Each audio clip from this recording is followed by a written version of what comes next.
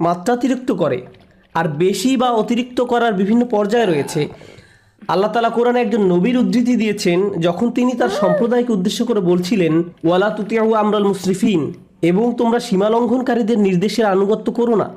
সুতরাং দেখা যাচ্ছে সীমার অতিরিক্ত করা একটা ঘৃণিত খারাপ গুণ। আর বিষয়টা উপলব্ধি করা গুরুত্বপূর্ণ। আল্লাহ আযজা ওয়া জাল্লা আকাশের বর্ণনা দিতে গিয়ে বলেছেন, আস-সামাআ রাফাআহা ওয়া ওয়াদাআল মিজান, অর্থাৎ তিনি আকাশকে সমুন্নত করেছেন আর তাতে তিনি পাল্লা স্থাপন করেছেন, ভারসাম্য স্থাপন করেছেন।